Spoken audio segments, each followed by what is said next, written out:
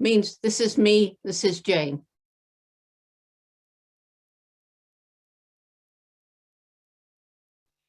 And every chimpanzee has his or her own voice. So when you hear that call, we call it a panthoot, then you know who's calling. And they use this call to find each other. There's a call that they make when they're close-up greeting, which is, and if the dominant male likes her, he'll reach out and pat her head, and then the two of them may hug.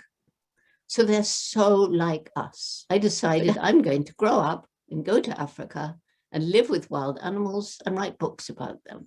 No girls were scientists in those days. Everybody laughed at me. How will you do that? Africa's far away.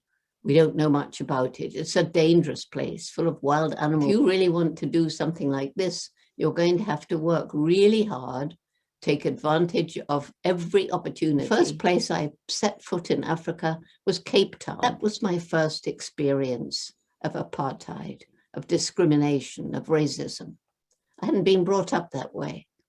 We judged people by who they were, not what they looked like.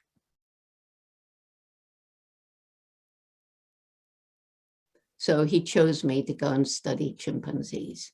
That's how it all began. Really, really depressing because the chimpanzees ran away. They'd never seen a white ape before. And we are apes, all of us. And in the rainforest, I learned how everything is interconnected. It's like a beautiful tapestry. And this makes up the ecosystem of the forest. And if we think of it as a tapestry with everything interconnected, when one species goes extinct, it's like a thread being pulled from the tapestry.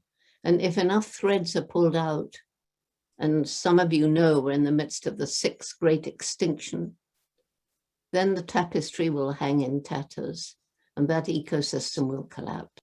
The thing is, we're part of this natural world. We depend on it. Even if we live in the middle of the city, we still depend on Mother Nature for everything, food and water and clean air and clothing and shelter. It all comes from nature.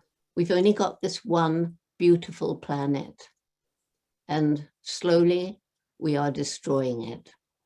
That doesn't make sense when you think how intellectual we are.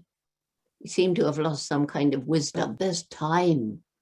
If we all get together, then we can change the whole pattern of destruction and make the world a better place for people, for animals, and for the environment, because they're all interrelated.